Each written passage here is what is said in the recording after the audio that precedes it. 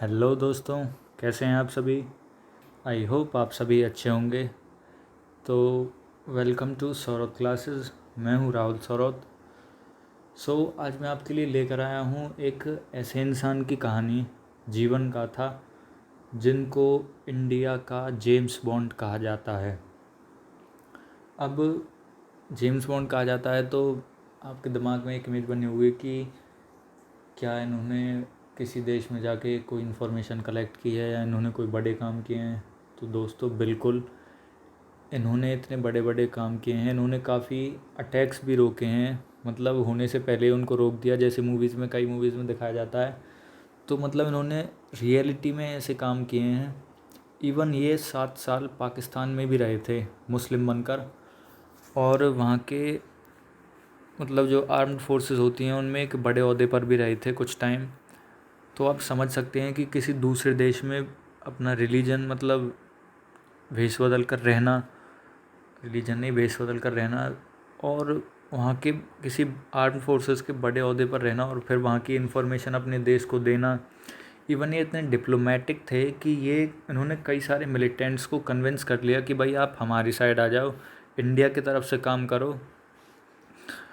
जितने भी मतलब जो रिसेंटली दो दो बड़े बड़े मुद्दे सॉल्व हुए थे बीजेपी सरकार में, एक तो था राम मंदिर का, और दूसरा था आपका ये लद्दाख वद्दाख का था कुछ, मतलब जो था कि वो अलग यूनियन टेरिटरी बन गई ऐसे हिसाब से।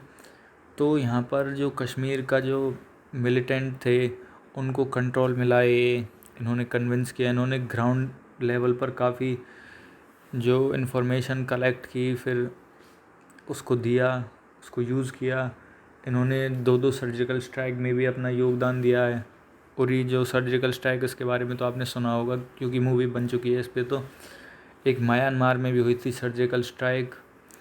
तो मतलब इनके किस्से इतने हैं कि क्या बताऊँ, बहुत ज़्यादा किस्से हैं इनके। और बिल्कुल जैसा कि जेम्स बॉन्ड मूवीज़ में जेम्स बॉन्ड में होता है, या फिर मिशन इम्पॉसिबल जो ईथन हंट के जो किस्से होते हैं, या 007 के जो किस्से होते हैं, बिल्कुल वैसे ही इनके किस्से हैं, और इवन उनसे भी ज़्यादा ख़तरनाक किस्से हैं इनके।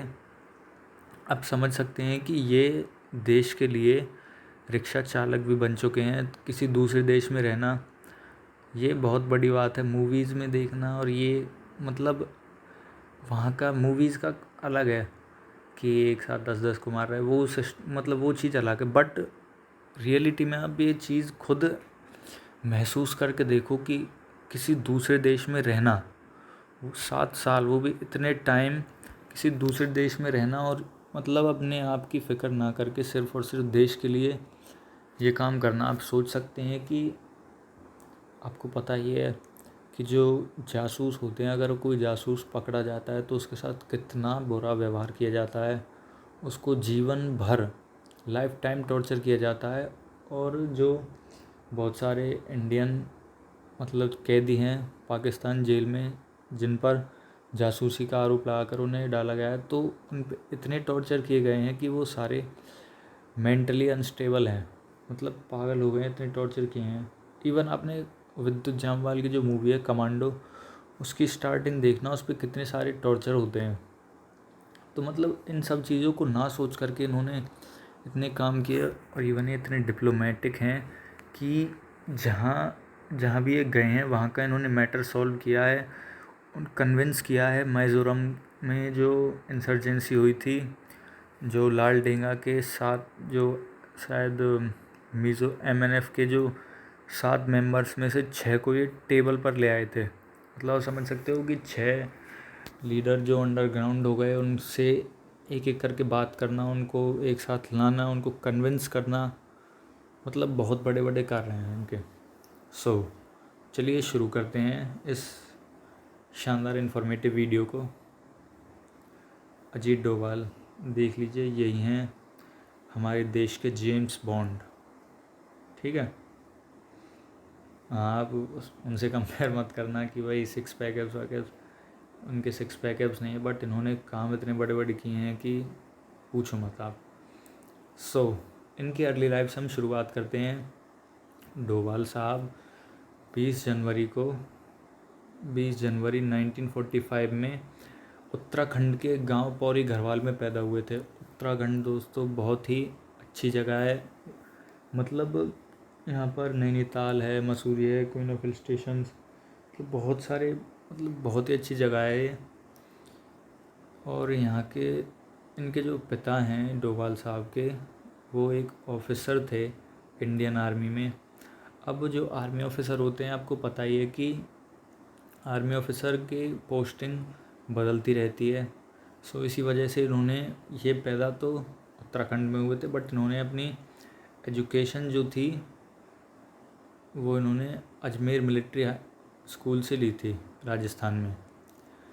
अब देखिए, जिस इंसान का जन्म ही वर्ल्ड वार 2 के ख़त्म होने पर हुआ हो, तो अब वैसे इस चीज़ से इनका कोई लेना देना नहीं है कि इस टाइम इनका जन्म हुआ है तो इस वजह से उन्होंने इतने बड़े बड़े कार्य किए हैं। बट जो भी है, मैं तो बस आपको इन्फॉर्मेशन दे रहा हूँ ताकि आपके दिमाग में थोड़ी बहुत हिस्ट्री की नॉलेज रहे।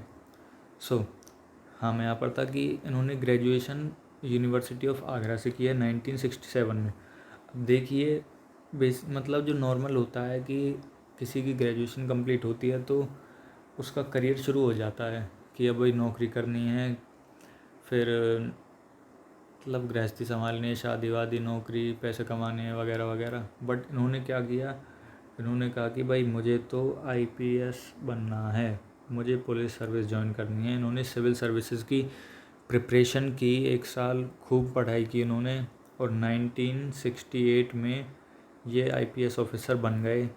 केरल कैडर में इन्होंने अपनी ज्वाइनिंग की। इनके जो ऑपरेशन है, जैसा कि मैंने आपको बताया था कि एमएनएफ के जो लाल डेंगा के 7 कमांडर्स थे, उनको एक टेबल पर ले आए थे, मतलब 6 को ले आए थे, एक तो राजी था। मतलब इसी हिसाब से इन्होंने बहुत सारे काम ऐसे किए हैं। तो मैं एक एक करके आपको सब के बारे में बताता हूँ। तो पहला है, मैं शुरू से बताता हूँ इसको। 1961 में एक सूखा पड़ा था मिज़ोरम में, कि तो वहाँ पे जो लोग थे उन्होंने कहा कि ये सरकार की गलती है, इन्होंने मतलब मेजर नहीं, अपने सिक्योरिटी मेजर्स नहीं लिए, पानी वानी नहीं छोड़ा, मतलब कुछ ऐसा ही था। तो वो धीरे धीरे मुद्दा इतना बड़ा हो गया कि इंसर्जेंसी तक की वो आ गई। अब इस वर्ड का मतलब है राजद्रोह, ठीक है। तो वहाँ पर धीरे धीरे कन्फ्लिक्ट्स इतने बढ़ गए कि राजद्रोह की बात आ गई। 1961 से अराउंड ये मुद्दा 1986 तक चला था, मतलब एमएनएफ के बनने से पहले तक। तो रुकिए, मैं साफ़ कर देता हूँ इसको। 1961 से ये कब तक चला था, 1986 तक। अब जो डोभाल साहब थे, उन्होंने 1972 में आईडी ज्वाइन किया था, इंटेलिजेंस डिपार्टमेंट ज्वाइन किया था इन्होंने। तो मतलब जो ये मिज़ो नेशनल फ्रंट है, अब तो आप जानते होंगे कि 2018 में ये सरकार बनी है मिज़ोरम की, इनको 26 सीटें भी मिली हैं। और जो लाल डेंगा थे, ये सबसे पहले चीफ मिनिस्टर भी थे। इस टाइम मुद्दा क्या था कि जैसे ये कन्फ्लिक्ट चल रहे थे तो बहुत ज़्यादा प्रॉब्लम शुरू हो गई सरकार के ख़िलाफ़। तो सरकार ने इन कन्फ्लिक्ट्स को सप्रेस करने की काफ़ी कोशिश की, मतलब काफ़ी ब्रूटल एक्ट भी किए, बट कोई फ़ायदा नहीं हुआ। तो तब जो हमारे डोभाल साहब हैं, इन्होंने मतलब उस टाइम जो एमएनएफ के थे, एक पार्टी बनी थी, उभर के आई थी, जिन्होंने ये मांग उठाई थी कि इसको मिज़ोरम को एक अलग देश बना दिया जाए। समझ रहे ना आप। तो उस टाइम जो डोभाल साहब थे, उन्होंने जो एमएनएफ के मिज़ो नेशनल फ्रंट के जो 7 मेंबर्स थे, वो सातों के सातों अंडरग्राउंड हो गए थे। तो उन अंडरग्राउंड मेंबर्स से एक एक करके मिलके उनको इन्होंने कन्विंस किया, मतलब इतने डिप्लोमेटिक थे कि पूछिए मत। इन्होंने उनको कन्विंस कर लिया और वो इनको टेबल पर ले आए। और फिर 1986 में उन्होंने उन सबको मना लिया और उनको टेबल पर ले आए। फिर 1988 में 1988 में, मेरी राइटिंग थोड़ी ख़राब है तो प्लीज़ कॉम्प्रोमाइज़ कर लेना। 1988 में उन्होंने मतलब एक पार्टी बना दी, और उसमें जो लाल डेंगा है ये मिज़ोरम के पहले वो थे, चीफ मिनिस्टर थे, सीएम थे। ठीक है, तो मतलब ये सुनने में मैंने एक लाइन में लिख दिया, इसका मतलब ये नहीं है कि मुद्दा बड़ा नहीं, ये काफ़ी बड़ा मुद्दा था। अब समझ सकते हैं कि धीरे धीरे करके देश टूट जाता। पहले पाकिस्तान अलग हो गया, फिर उसके बाद अब इसकी मांग उठी थी। ऐसे मतलब बहुत सारे कन्फ्लिक्ट्स होते हैं देश में जिन पर हमारा ध्यान ज़्यादा नहीं गया, बट वो काफ़ी बड़े थे। इतनी बड़ी प्रॉब्लम इन्होंने सॉल्व करी। आप समझ सकते हैं कि 6 अड़ियल आदमी, उनसे एक एक करके मिलना, उनको कन्विंस करना, मतलब काफ़ी डिप्लोमेटिक थे। ठीक है, अब दूसरे खालिस्तानी मूवमेंट जब चल रहा था तो ये क्या बने थे, रिक्शा चालक बने थे गोल्डन टेम्पल के बाहर। वेट अ मिनट, मतलब मिज़ोरम का तो था ये। और अब हम बात करते हैं अमृतसर की, मतलब पंजाब की। तो दोस्तों क्या हुआ था, जो लेट 1980s थी, ये 1980s के अराउंड में बहुत सारी मिलिटेंट एक्टिविटीज़ थी। 1980s के अराउंड में जो बहुत सारी मिलिटेंट 1980s के अराउंड में बहुत सारी मिलिटेंट एक्टिविटीज़ हो रही थी पंजाब में। तो क्या हुआ था उस टाइम पर, उस टाइम क्या, ये तो अभी होता है, ये ट्रेंड सा चल रहा है कि जैसे भी कोई भी अगर इंडिया में कोई भी प्रॉब्लम होगी या कोई भी मिलिटेंट एक्टिविटी होगी तो पाकिस्तान उसको सपोर्ट करने का ट्राई करेगा। अब तो ऐसा होता है, पाकिस्तान मिलिटेंट एक्टिविटीज़ को सपोर्ट करता है और पाकिस्तान को चाइना सपोर्ट करता है, मतलब ऐसा होता है जो भी है। कुल मिला के बात है, उस टाइम पे ऐसा ही था। क्या हुआ था कि मिलिटेंट एक्टिविटीज़ इतनी ज़्यादा हो गई कि वहाँ पर एक ऐसी अपराइजिंग होने लगी कि हमें खालिस्तान बनाना है। मतलब खालिस्तान क्या है कि उस टाइम पर ऐसी अपराइजिंग हुई कि जो लोग हैं उन्होंने मांग रखी, मिलिटेंट्स, मतलब बेसिकली मिलिटेंट्स ने ही ये किया था कि खालिस्तान मूवमेंट शुरू हो गया कि हमें पंजाब को एक अलग देश बनाना है, खालिस्तान। और मतलब हमारे हरियाणा के भी कुछ हिस्से थे, हिमाचल प्रदेश के भी कुछ हिस्से थे। तो ये काफ़ी क्रिटिकल सिचुएशन बन गई थी उस टाइम की। तो क्या हुआ, आपने पता ही होगा, इंदिरा गांधी के मर्डर से पहले जो 1984 में हुआ था, हाँ 1984 में एक ऑपरेशन हुआ था ब्लू स्टार। तो इस ऑपरेशन के दौरान क्या हुआ था, ये ऑपरेशन इसलिए हुआ था कि जो मिलिटेंट्स थे उन्होंने गोल्डन टेम्पल को पूरा ऑक्यूपाई कर लिया था। अब आप समझ सकते हैं उस टाइम पे। तो फिर ऑपरेशन हुआ जिसमें काफ़ी सारे मिलिटेंट्स को मारा गया, और मतलब काफ़ी अच्छे मतलब ब्रूटल से फैसले लिए गए। तो उस टाइम पे जो ऑपरेशन हुआ था ब्लू स्टार, इसके बाद बहुत सारे सिखों का गुस्सा भी भड़का था। आपको पता है कि इसके ही कुछ टाइम बाद जो इंदिरा गांधी थे उनके पर्सनल बॉडीगार्ड ने उनका असैसिनेशन कर दिया। तो बस ये कुल मिला के बात ये है कि जो 1984 में जो ऑपरेशन हुआ था ब्लू स्टार, उसके बावजूद भी यहाँ पर अमृतसर में जो मिलिटेंट्स थे वो एक्टिव थे। गोल्डन टेम्पल में बहुत सारे मिलिटेंट्स एक्टिविटीज़ हो रही थी, वो एक्टिव थे, और वो दोबारा से ऐसी अपराइजिंग लाने की सोच रहे थे। काफ़ी प्रॉब्लम हो रही थी। तो क्या हुआ कि जो हमारे डोभाल साहब थे उन्होंने, मतलब उस टाइम पे जैसे गोल्डन टेम्पल में कई सारे मिलिटेंट्स थे, और मैंने बताया कि उस टाइम ऐसा होता था कि जो भी मिलिटेंट एक्टिविटी हो रही है, कुछ भी होता है, तो पाकिस्तान मिलिटेंट्स की मदद करता है। तो जो हमारे डोभाल साहब थे ये उस टाइम रिक्शा पुलर बने थे। ये इन्होंने क्या किया कि रिक्शा चालक बने, और जो गोल्डन टेम्पल है उसके बाहर काफ़ी मतलब 10-5 दिन उन्होंने रिक्शा चलाया।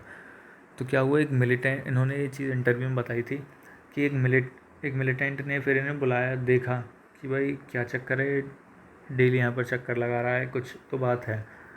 तो फिर इनको उन्होंने बुलाया, बातचीत की कि भाई क्या प्रॉब्लम है, यहाँ पे ऐसे ऐसे घूम रहा है।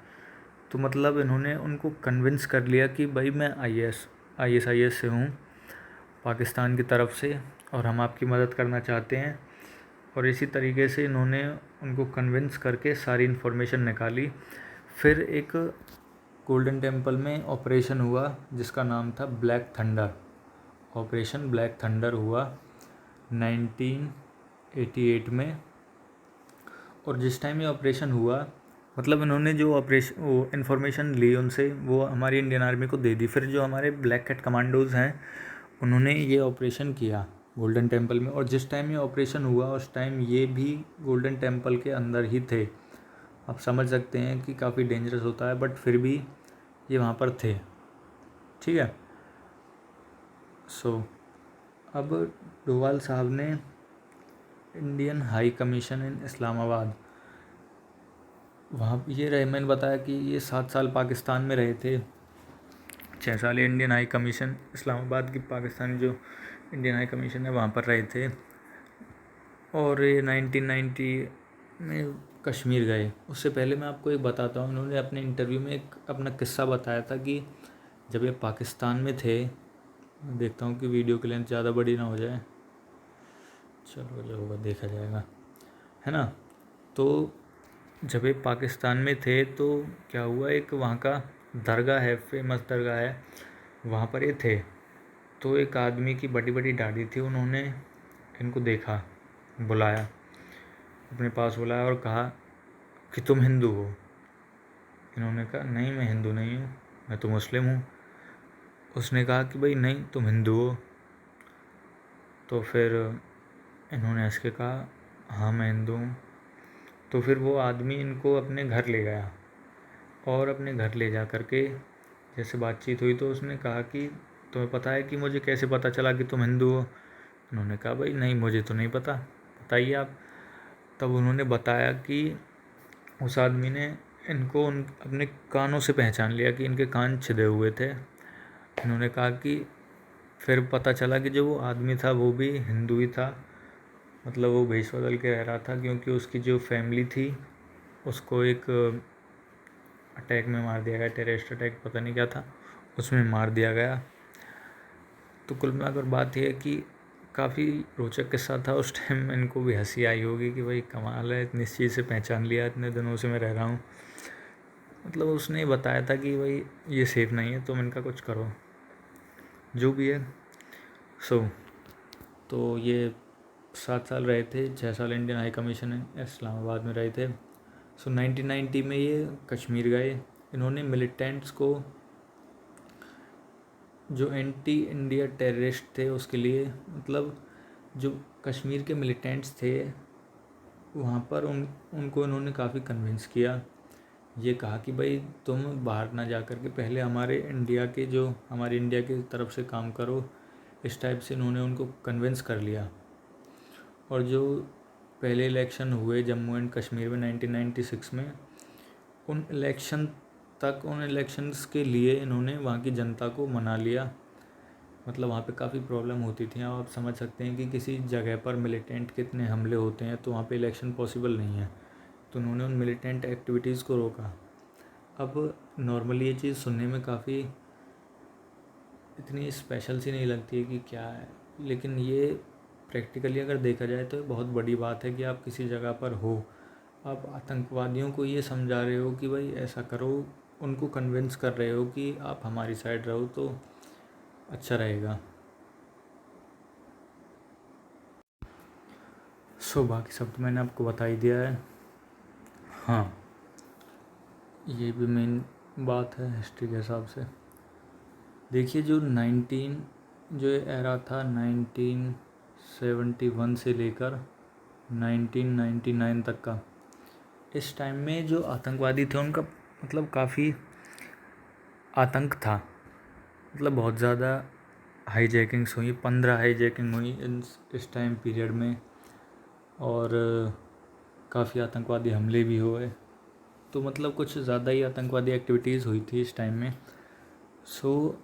जो एक काफ़ी बड़ी आतंकवादी एक्टिविटी हुई थी, एक बहुत बड़ा हाईजैक हुआ था 1999 में, जिसमें क्या हुआ था, एक फ़्लाइट को हाईजैक कर लिया था जो नेपाल से दिल्ली जा रही थी। उस फ़्लाइट को हाईजैक कर लिया और उस फ़्लाइट का नंबर था ये IC 814। दोस्तों ये क्वेश्चन हिस्ट्री में भी आ सकता है अगर आप UPSC या SSC CGL वगैरह के एस्पिरेंट हैं। UPSC के लिए ज़्यादा इम्पोर्टेंट है वैसे कि, तो उस टाइम पर क्या हुआ 1999 में IC 814 नंबर की फ़्लाइट को हाईजैक कर लिया गया था, जो कहाँ जा रही थी, नेपाल से दिल्ली जा रही थी। ठीक है, अब जो ये फ़्लाइट थी इसको हाईजैक करके ये कहाँ ले गए, कांधार। ठीक है, ये नहीं कांधार नहीं है, ये नहीं सर, कांधार ले गए थे अफ़गानिस्तान में। तो क्या हुआ अफ़गानिस्तान में, वो क्या कहते हैं उनको, मतलब अफ़गानिस्तान में काफ़ी जो आतंकवादी थे उनका ही राज था। ISIS के साथ मिलकर काफ़ी सारी आतंकवादी एक्टिविटीज़ हो रही थी वहाँ पे। जो मेन जितना भी था, मैं भूल गया उनका नाम, एक मिनट। हाँ, तो वहाँ पर अफ़गानिस्तान में था, तालिबान का कंट्रोल था और तालिबान उस टाइम ISIS के साथ काम कर रहा था। बेसिकली इंडिया को लग रहा था कि तालिबान उनकी साइड है, बट तालिबान किसकी साइड था, अफ़गानिस्तान की साइड। तालिबान था, ISIS के साथ मिलकर वो काम कर रहा था और हमें लग रहा था कि वो हमारे साथ है। अजीत डोभाल जी ने अपने एक इंटरव्यू में कहा था कि अगर इस टाइम पर, मतलब इस हाईजैक के दौरान अगर ISIS तालिबान की मदद नहीं कर रहा होता तो जो ये ऑपरेशन था उनको छुड़ाने का, हाईजैकर्स को, ये ऑपरेशन बिना किसी नेगोशिएशन के हो जाता। बट जो मेन बात है यहाँ पर, अजीत डोभाल जी का मेन रोल ये था कि ये फ़्लाइट, ये मतलब ये हाईजैकिंग इतनी बड़ी क्यों थी, क्योंकि 176 पैसेंजर थे इसमें, 176 पैसेंजर थे और 15 क्रू मेंबर्स थे जो हाईजैक हुए थे। तो ये काफ़ी बड़ा नंबर है। इसके लिए जो आतंकवादी थे उन्होंने 3 आतंकवादी की, मतलब बहुत सारे की मांगी थी, बट जो मेन इनका पॉइंट ऑफ व्यू था वो मसूद अज़हर और पता नहीं क्या क्या थे, मतलब जो 3 आतंकवादी थे उनको छुड़ाना चाहते थे, ये मांग की थी इन्होंने। तो उस टाइम पर भी इतने गर्मा गर्मी के माहौल में अजीत डोभाल जी ने वहाँ जाकर इनके साथ नेगोशिएशन की, बार्गेनिंग की और एक बीच का रास्ता निकाला। तो आप समझ सकते हैं काफ़ी बड़ा काम है, इतने डिप्लोमेटिक थे। मैं बार बार डिप्लोमेटिक इसलिए बोल रहा हूँ कि इनका वाक्शास्त्र पता नहीं कितना अच्छा था, जो ये हर किसी को कन्विंस कर लेते थे।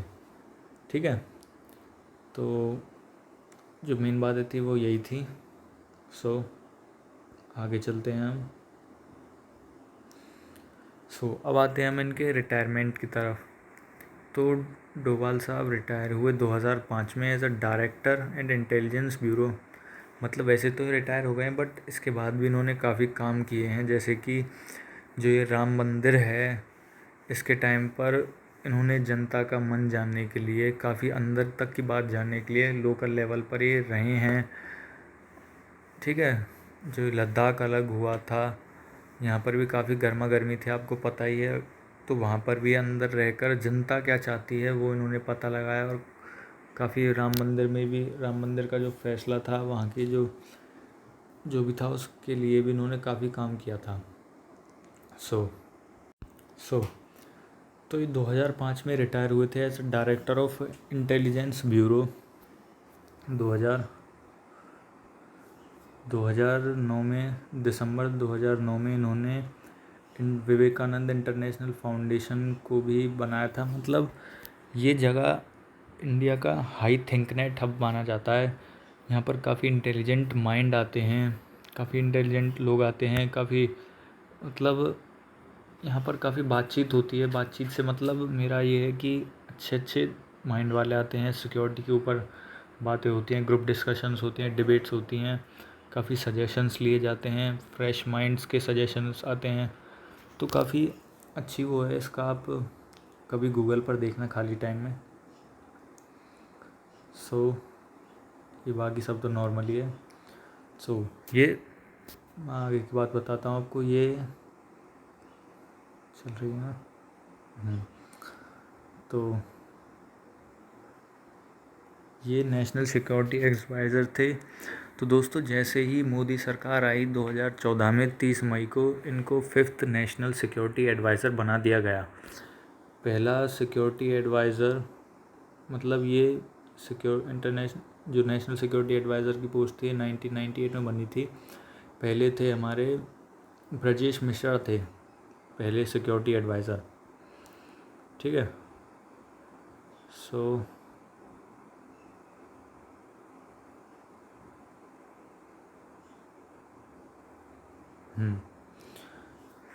जून 2014 में एक घटना हुई, मतलब 46 इंडियन नर्सेज को ट्रैप कर लिया गया था एक हॉस्पिटल में तिक्रित में, जो इराक में है। अब ये स्टोरी आपने देखी होगी कि जो एक था टाइगर मूवी है उसमें भी है, सॉरी एक था टाइगर का सीक्वल है शायद।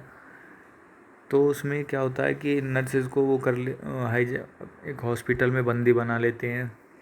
इस टाइम पे भी इन्होंने एक बहुत बड़ा रोल प्ले किया था। ये इराक गए, इन्होंने वहाँ की गवर्नमेंट से बात की, इन मिलिटेंट्स से भी बात की, काफ़ी मतलब मैं फिर कहूँगा कि ये काफ़ी डिप्लोमेटिक थे। इन्होंने पता नहीं क्या बात की, ये मुद्दा अब भी ये क्या है, ये अनक्लियर है मुद्दा। 5 जुलाई को 2014 में जो ISIS के मिलिटेंट थे उन्होंने उनको अथॉरिटीज़ को हैंड ओवर कर दिया, और फिर ये 2 जो प्लेन इंडियन गवर्नमेंट ने भेजे थे उनसे जो नर्सेज थे अपने घर वापस आ सके। तो मतलब बात ये है कि ये पता नहीं क्या कहते थे ऐसा कि इन्होंने ये सबको कन्विंस सा कर लेते थे। सो अब जो हमारे आर्मी चीफ जनरल थे दलबीर सिंह सुहाग डोभाल साहब ने उनके साथ मिलकर कुछ मिलिट्री ऑपरेशंस भी प्लान किए, जिसमें से एक था म्यांमार वाला, ठीक है, और एक था उरी का। अब जो हमारा देश है ये डिफेंसिव से डिफेंसिव ऑफेंसिव बन गया है, मतलब कि ये सिर्फ बचा भी नहीं करता, ये मारता भी है।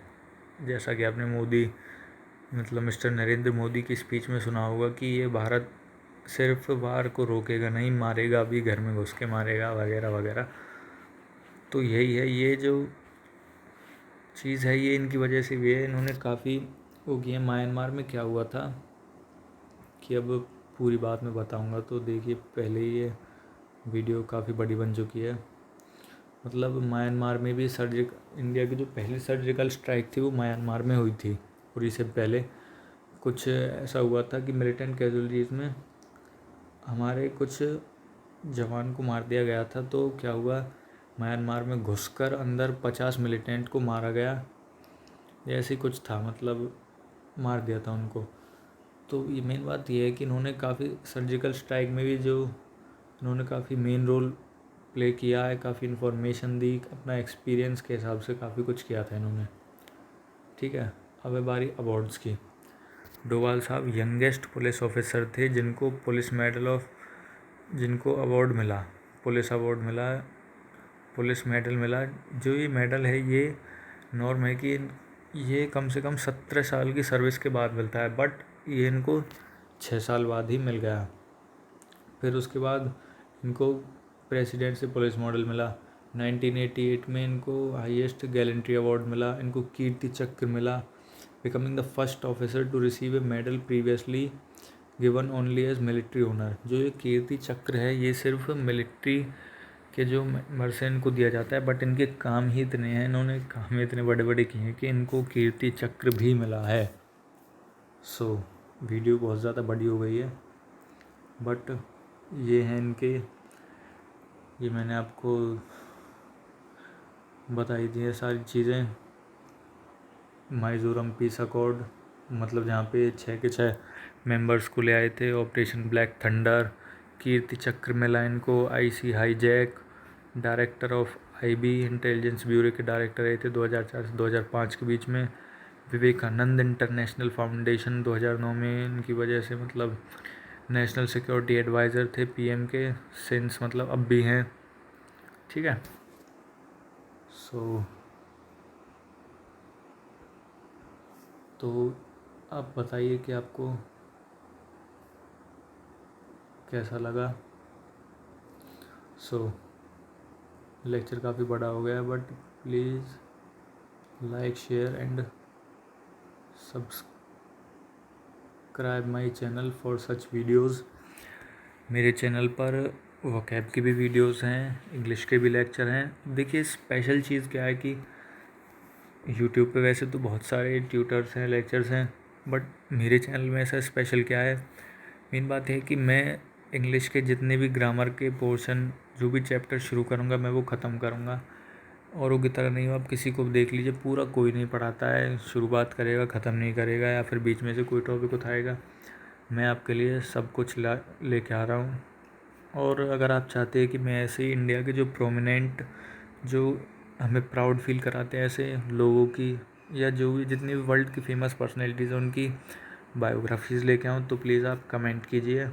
Thank you very much, have a nice day and God bless you all.